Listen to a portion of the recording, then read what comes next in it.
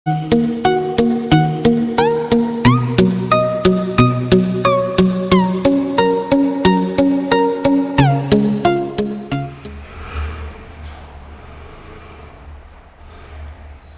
Friends, welcome back to my YouTube channel RBS online classes काटा। मैं जितेंद्र राजपूत आप सबका बहुत बहुत स्वागत करता हूं। तो जैसा कि आप देख रहे हैं, हमारा टॉपिक चल रहा है एप्लीकेशन ऑफ परसेंटेज।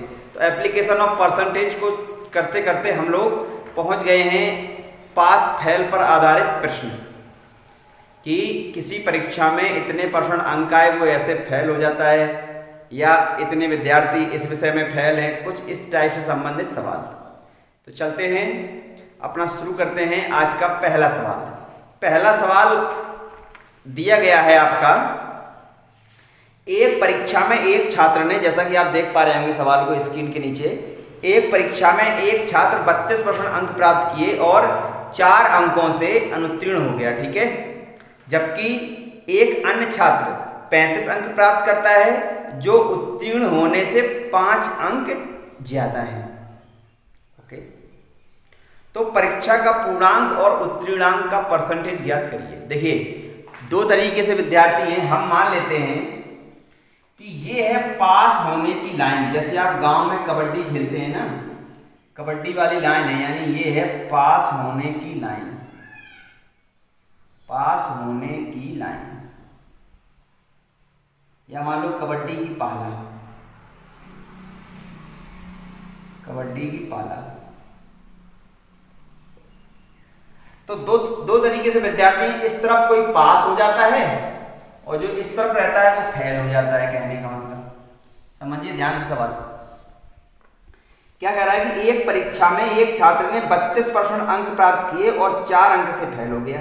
देखिए क्या कह रहा है कि यार भाई साहब, इसने 32% अंक प्राप्त किए बेचारे ने, और बिल्कुल पहुंचने ही वाला था, वो यहां तक पहुंच पाया और इतने नंबर से फेल हो गया। मान लीजिए पहुंच पाया यहां तक और हो कितने नंबर से फेल गया?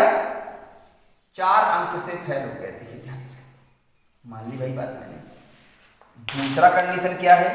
दूसरी कंडीशन आपकी ये दी है कि यार एक को 35% अंक मिले और उत्तीर्ण हो गया वो 5 अंक से उत्तीर्ण हो गया, मतलब 5 अंक ज्यादा हो गए उसके पास होने से। तो आप तो समझदार हैं, जब उसे 35% अंक मिल जाएंगे तो 35% अंक पाए इसने, और वो पास होने से कितने अंक ज्यादा हैं, वो यहां तक पहुंच गया। कहने का मतलब 5 अंक ज्यादा मिल गए उसको यहां तक। ओके, यानी इसको मिले 35% और इसको मिले 32%। तो कहीं ना कहीं आप दिमाग लगा पा रहे होंगे कि ये जो पास होने की लाइन है, एक 32% वाला यहां बैठा, 35% वाला यहां बैठा, तो इन दोनों का जो अंतर है, अंतर कितने परसेंट का है? 35 और 32। कितने परसेंट का अंतर है? 3% का अंतर है। बट नंबरों में कितने का अंतर है? आप देखिए, ये है 4 नंबर पीछे और ये है 5 नंबर आगे। तो आप देख पा रहे हैं अंतर कितने का है? 9 नंबर का। यानी 3% का मान कहीं ना कहीं किसके बराबर है? 9 नंबर के।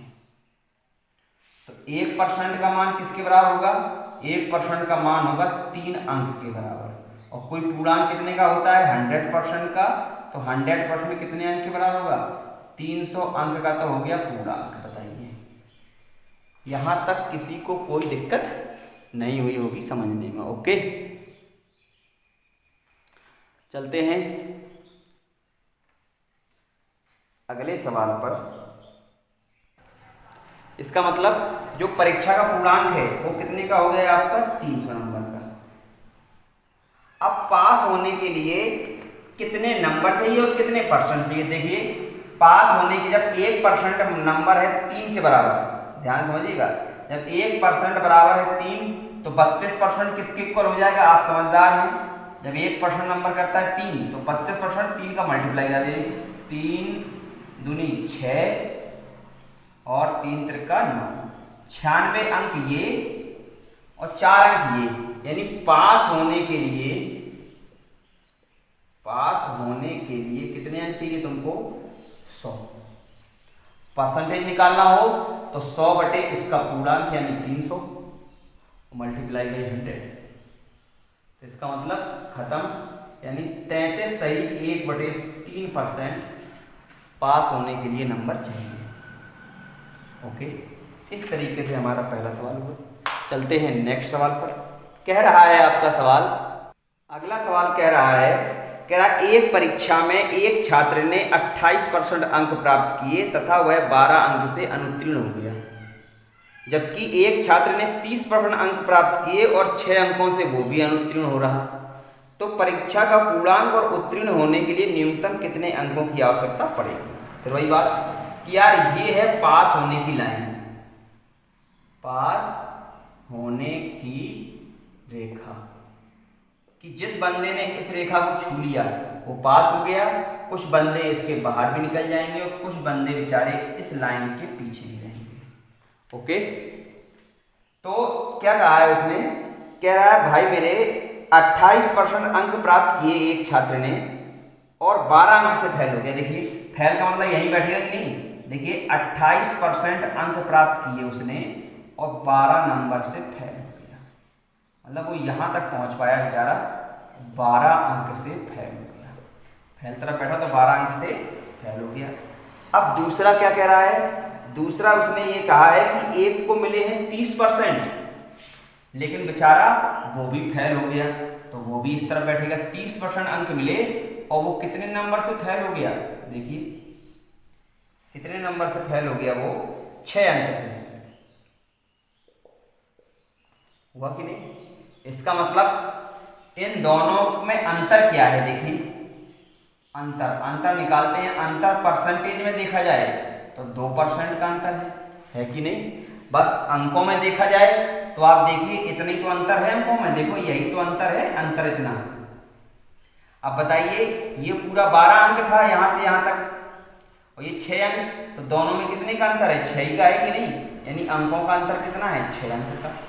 आप समझिए कि ये पास होने की लाइन से 12 अंक पीछे है और ये पास होने की लाइन से कितना पीछे है, 6 अंक। तो आप समझदार हैं तो आप कह सकते हैं कि सर दोनों में कितने अंक का अंतर है, 6 अंक का। ठीक, तो 1% का मान किसके बराबर हो जाएगा, 3 अंक के। तो इसका मतलब 100% किसके बराबर हो जाएगा आपका, 300 के, यानी 300 का पूर्णांक ये भी है। अब बात करते हैं, ये तो हो गया पूर्णांक। अब बात करते हैं कि पास होने का परसेंटेज क्या रहेगा, या पास होने के लिए अंक क्या चाहिए। पास होने के लिए अंक कितने अंकों की आवश्यकता है, देखिए 28 पर जब एक अंक 3 के बराबर है तो यहीं से जोड़ो ना, 28 तिहाई 84, 84 और प्लस ये 12, इसका मतलब कितना हो गया तुम्हारा 96, यानी इन्हें 96 अंक की आवश्यकता है पास होने के लिए। और अगर हमें परसेंटेज पूछता कि कितने परसेंट नंबर चाहिए तो कुछ ना करते हम 96 बटे टोटल कितना है 300 मल्टीप्लाई बाई 100, इससे ये काट दो, 3 3 का 9, 3 दूनी 6, यानी 32% अंक हैं पास होने के लिए।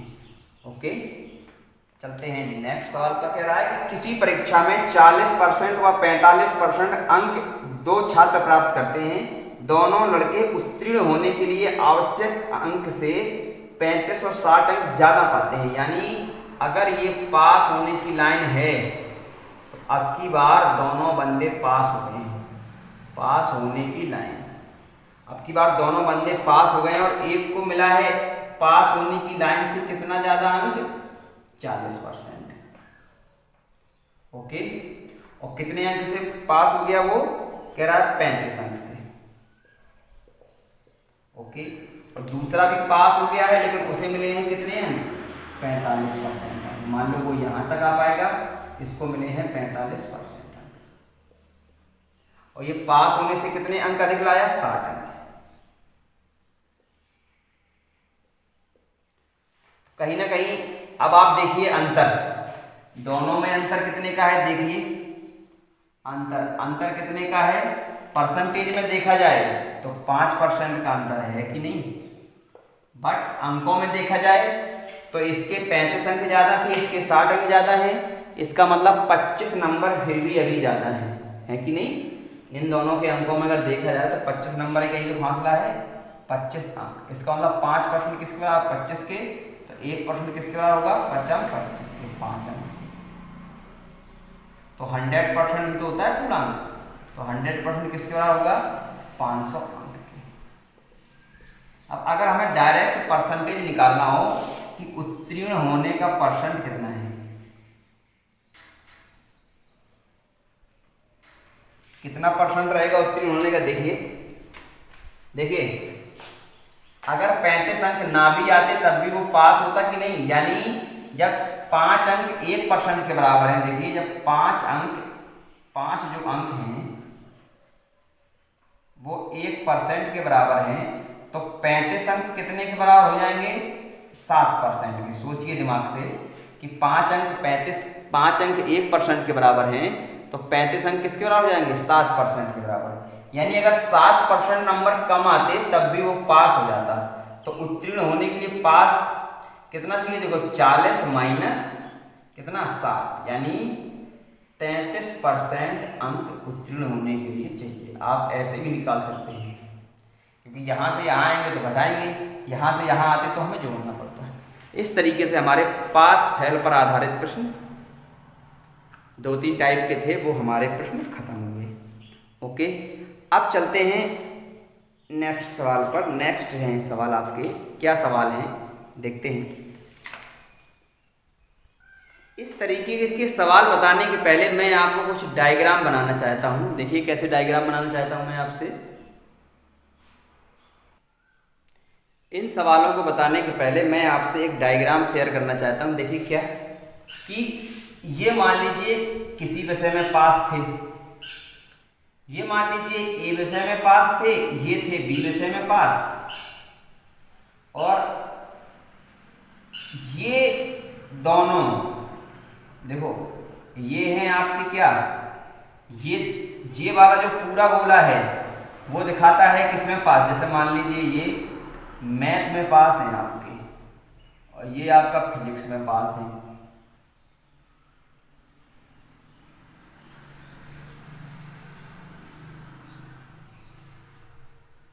मैथ में पास, तो जो बीच का है डायग्राम आपका वो किसका दिखाएगा, दोनों विषयों में पास।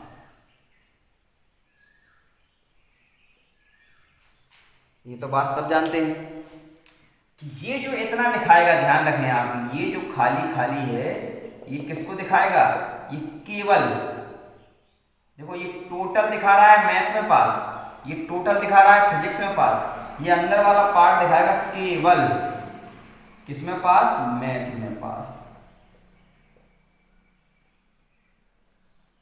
और जो ये वाला पार्ट दिखा रहा है, देखिए ध्यान से, ये जो अंदर वाला पार्ट दिखाई दे रहा है ये तुम्हारा केवल फिजिक्स में पास को दिखाएगा। ध्यान रखें, ये अंदर वाला पार्ट है वो केवल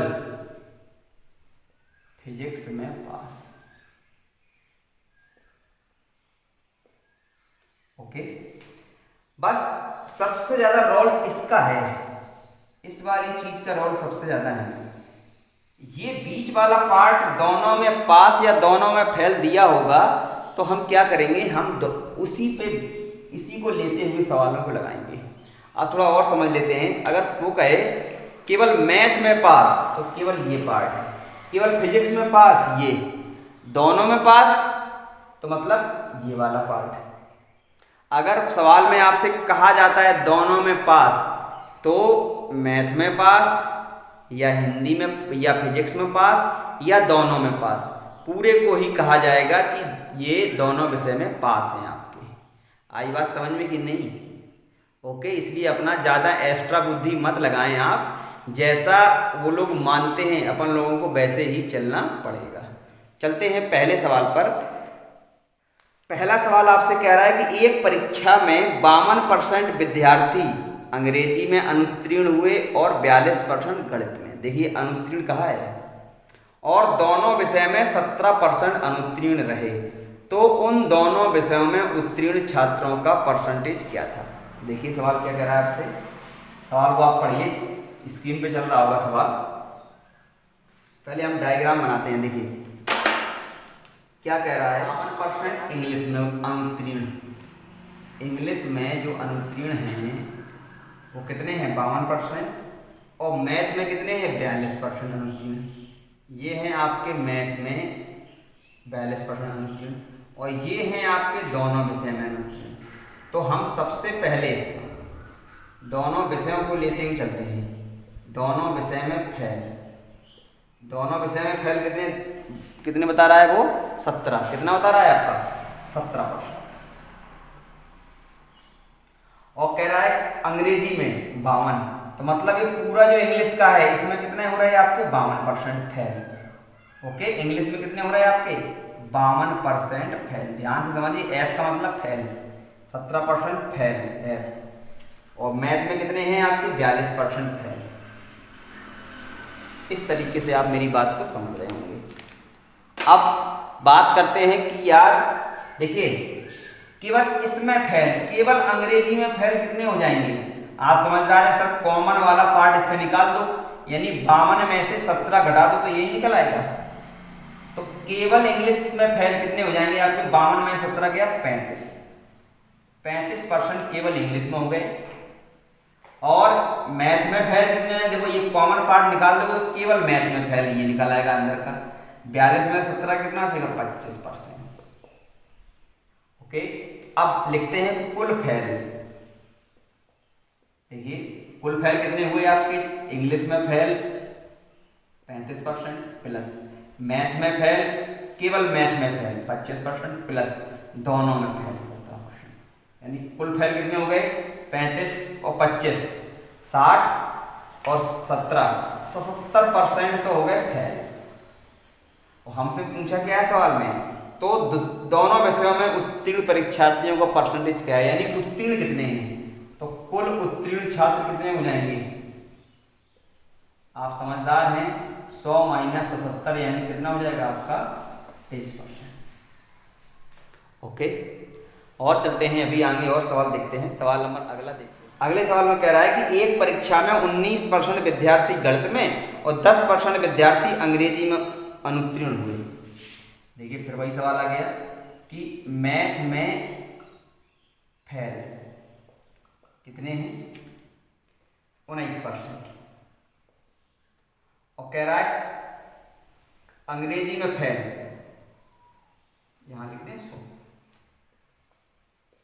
मैथ में फेल कितने हैं आपके? 19%। ओके, और इंग्लिश में फेल, इंग्लिश में फेल कितने हैं? 10%। और कह रहा दोनों विषयों में कितने हैं? 7%। जो दोनों विषयों में अनुत्तीर्ण है वो 7% फेल हैं दोनों में। तो सभी सब फेल दिए हैं। तो देखिए अगर इससे हम 7 हटा देंगे तो केवल इंग्लिश में फेल कितने आ जाएंगे? 3%। केवल मैथ में फेल कितने आ जाएंगे? 12%। क्योंकि 7% हटा दो इससे, तो कुल फेल कितने हो जाएंगे? देखिए कुल फेल, केवल मैथ में फेल वो भी, केवल इंग्लिश में फेल वो भी, और दोनों में फेल, यानी कितना हो जाएगा आपका? 22%। क्या हो जाएगा आपका? 22% क्या हो गए? दोनों में फेल हो गए। तो पास कितने हुए? आप समझदार हैं, पास कितना हो जाएगा? 100 में से 22 घटा दीजिए, तो 100 माइनस 22 यानी 78% दोनों विषयों में पास हो जाएंगे आपके। मिलते हैं नेक्स्ट वीडियो में, उसमें हम पास फेल के बारे में और अच्छी तरीके से बातचीत करेंगे। ओके, अगर हमारा चैनल आपको पसंद आ रहा हो हमारे वीडियो, तो प्लीज़ चैनल को लाइक शेयर एंड सब्सक्राइब करिए। जय हिंद।